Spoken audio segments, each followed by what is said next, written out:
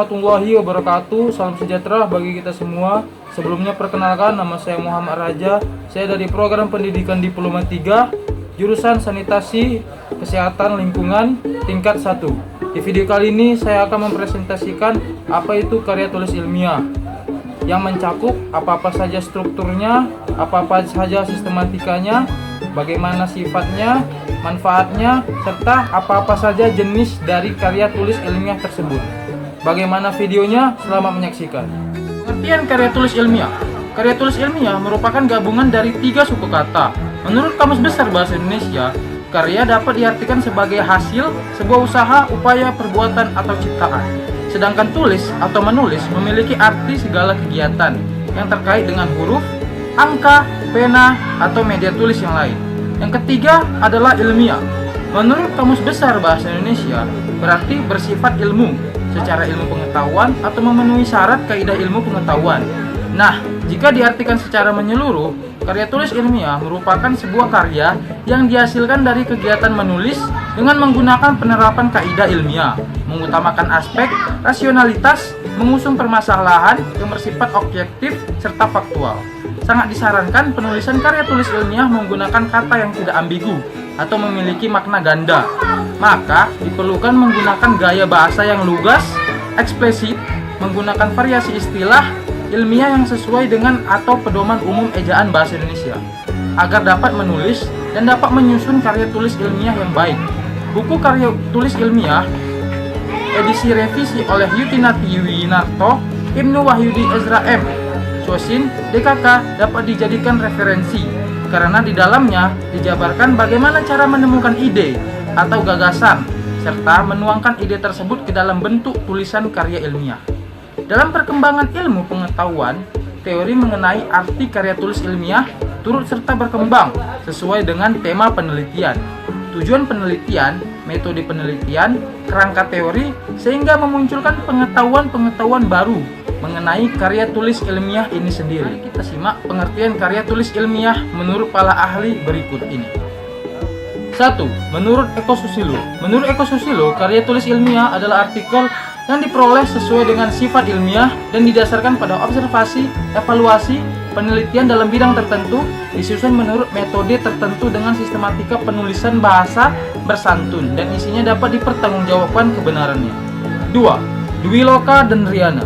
Menurut Dwi Loka dan Riana, karya ilmiah atau artikel ilmiah adalah karya seorang ilmuwan dalam bentuk pembangunan yang ingin mengembangkan ilmu pengetahuan, teknologi, dan seni yang diperoleh melalui literatur, koleksi pengalaman, penelitian.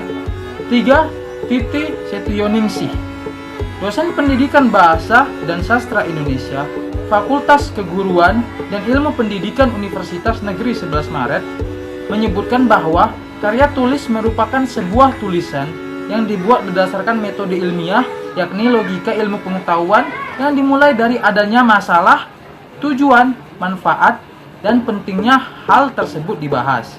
Memuat adanya fakta dan teori-teori terdahulu dan karya-karya terdahulu yang membawa hal tersebut, kemudian ada metode pembahasan hingga kesimpulan.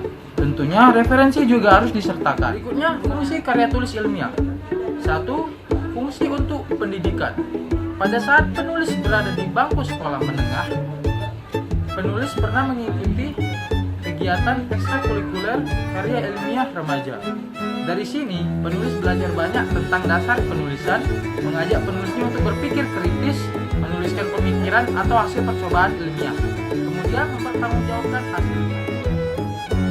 Bahkan ada sebuah sekolah di Yogyakarta yang bernama Sanggar Anak Alam membiasakan siswanya membuat laporan hasil risetnya sebagai laporan bukti belajarnya selama 1 semester atau yang disepakati sebagai pengganti ujian semester atau dokumentasi belajar. Hal tersebut dilakukan oleh anak sejak berada kelas 1 tingkat sekolah dasar agar lebih lengkap lagi ketika berada di bangku perguruan tinggi. Menulis laporan praktikum dan membuat makalah merupakan kegiatan rutin yang berujung pada penulisan skripsi atau tugas akhir. Tesis bagi mahasiswa yang mengambil program master atau magister, disertai bagi mahasiswa yang mengambil program doktoral sebagai ilmiah, menghadirkan pengalaman menulis tersendiri bagi siswa maupun mahasiswa. 2. Fungsi untuk penelitian. Pada setiap masa, ilmu pengetahuan semakin berkembang sesuai dengan pertumbuhan sosial masyarakat. Dari sini, karya tulis ilmiah dimanfaatkan untuk mengembangkan penelitian seseorang dengan menghadirkan pengetahuan-pengetahuan baru. Setelah memperoleh data-data yang akurat, diolah, disimpulkan, kemudian diterapkan dalam kehidupan. 3. Fungsi sebagai fungsional. Karya tulis ilmiah ditulis oleh penulis dari berbagai disiplin ilmu. Penjelas dari arti fungsional berarti karya tulis ilmiah dapat menjadi media pengembangan pengetahuan sebagai bahan tinjauan pustaka untuk kebutuhan dari berbagai disiplin ilmu. Selanjutnya, manfaat karya tulis ilmiah. Karya tulis ilmiah merupakan suatu karya cetak atau karya visual yang melibatkan penulis dan pembaca. Pastinya, karya tulis ilmiah memiliki manfaat bagi penulis dan pembacanya. Apa saja sih manfaatnya secara rinci? Mari kita simak. 1. Dapat melatih pengembangan keterampilan membaca yang efektif. Bagi penulis, menyusun karya tulis ilmiah membutuhkan sebuah keterampilan tertentu agar karya tulis ilmiah ini dapat dibaca dengan nyaman, dimengerti, dan dipahami oleh pembacanya.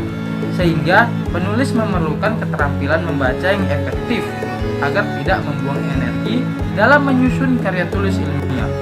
Bagi pembacanya, karya tulis ilmiah melatih pembacanya untuk terampil membaca mengenai hal-hal yang diperlukan untuk membangun pengetahuannya, tidak melebar ke topik atau tema yang tidak diperlukan. 2. Sebagai pengenalan terhadap aktivitas kepustakaan. Sebuah karya tulis ilmiah syarat akan sumber dan narasumber. Sumber penyusunan karya tulis ilmiah didapat dari teori-teori para ahli yang dibutuhkan atau tertuang dalam jurnal yang dapat diakses melalui media internet. Sumber-sumber ini disebut sebagai sumber pustaka. 3. Mendapatkan kepuasan intelektual. Setiap penulis karya tulis membuat karya tulis ilmiah bukan hanya sekedar menulis. Proses membuat karya tulis ilmiah melibatkan intelektualitas penulis, seluruh kemampuan kecerdasan penulis dilibatkan di sini. Karya tulis ilmiah disusun berdasarkan penelitian, percobaan, wawancara dengan narasumber, serta menghimpun teori-teori dari sumber yang diperoleh ketika sudah mendapatkan hasil yang dirasa cukup, berhasil mempersembahkannya di depan pemuji atau khalayak, maka penulis akan merasa puas ketika karya tulis ilmiahnya diterima oleh banyak orang. 4. Memperluas cakrawala ilmu pengetahuan. Semakin berkualitas suatu karya tulis ilmiah dilihat dari isi, tujuan, dan orisinalitasnya. Hal ini merupakan cerminan dari luasnya cakrawala ilmu pengetahuan penulisnya. Suatu karya tulis ilmiah juga mewakili struktur pemikiran dari penulisnya. Jenis-jenis karya tulis ilmiah. Berdasarkan masing-masing kebutuhan karya tulis ilmiah digolongkan menjadi 7 jenis. Yang membedakan adalah letak dari isi dan sistematika penulisan. Ketujuh artikel ini adalah: 1. Artikel. Artikel adalah sebuah karya tulis yang isinya berupa gagasan atau fakta yang dapat membujuk, meyakinkan, mendidik, serta menghibur pembacanya. Biasanya artikel memiliki panjang kalimat dengan jumlah karakter tertentu. 2. Makalah. Makalah adalah jenis karya tulis yang bersifat ilmiah. Biasanya makalah ditulis untuk keperluan terkait dengan pendidikan. Dalam penyusunannya diperlukan data pendukung dari hasil observasi lapangan dari sebuah masalah dalam penelitian. Data yang terkumpul diperlukan untuk mencari penyelesaian masalah dalam penelitian. Biasanya makalah ini disampaikan dalam seminar, simposium, atau uji materi. 3. Skripsi. Ya, skripsi adalah istilah yang digunakan di Indonesia untuk mengilustrasikan suatu karya tulis ilmiah berupa paparan tulisan hasil penelitian mahasiswa strata 1 yang membahas fenomena atau permasalahan tertentu dengan menggunakan kaidah yang berlaku. 4. Work paper. Work paper atau jika diterjemahkan dalam Indonesia adalah kertas kerja, merupakan jenis karya tulis ilmiah yang hampir mirip dengan makalah, tetapi analisisnya lebih mendalam. 5. Paper. Paper adalah jenis karya tulis ilmiah yang berdasarkan data serta argumen yang tingkat kevalidannya kuat. Paper juga biasanya disebut sebagai ringkasan atau penelitian yang telah dibuat. 6. Tesis. Tesis kurang lebih serupa dengan skripsi pada mahasiswa strata 1, tetapi tesis menganalisis topik dengan lebih kompleks sehingga esensi ilmiahnya lebih kuat dan berupa kompleks jika dibandingkan dengan skripsi. 7. Disertasi. Setingkatnya lebih tinggi dari tesis, ada yang biasa disebut dengan disertasi. Karena setingkat lebih tinggi, disertasi digunakan sebagai syarat kelulusan untuk meraih gelar doktor bagi mahasiswa program studi strata 3. Dan yang terakhir, struktur karya tulis ilmiah.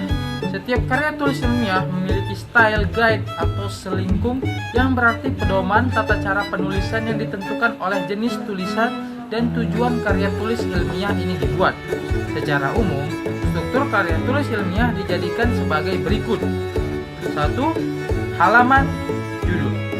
Judul karya diangkat berdasarkan tema dari karya tulis ilmiah yang akan dibuat judul. Hendaknya ditulis seunik dan semenarik mungkin, sehingga memunculkan keingintahuan dan rasa penasaran bagi pembacanya. 2. Abstrak. Abstrak merupakan ringkasan dari keseluruhan isi suatu karya tulis ilmiah. Abstrak berfungsi memberikan penjelasan kepada pembaca agar secara tepat pembaca memahami isi, maksud, dan tujuan dari penulis. Menuliskan karya tulis ilmiah tersebut, abstrak bersifat informatif, namun tidak terlalu panjang penulisannya, kurang lebih 250 kata. 3. Pendahuluan. Dari dasar kata pembentuknya, kita tahu bahwa pendahuluan ini berada di depan sebagai pemberi salam untuk pembaca. Pendahuluan biasanya menceritakan alasan penulis melakukan penelitian. Apa yang melatar belakangi penelitian ini dilakukan, menceritakan tujuan serta manfaat dari karya tulis ilmiah ini dibuat. 4. Kerangka teoritis. Dari asal katanya, kerangka berasal dari kata rangka yang berfungsi sebagai penyangga, pilar, garis besar, atau konsep. Sedangkan teori adalah sebuah pendapat atau argumen yang didapat berdasarkan penelitian atau penemuan yang didukung oleh kata atau fakta penunjang. 5. Metode penelitian. Untuk mengembangkan kerangka yang telah dibuat, terlebih dahulu harus ditentukan metode penelitiannya. Metode penelitian merupakan langkah-langkah yang dilakukan secara peneliti untuk memperoleh hasil yang tepat dari penelitiannya.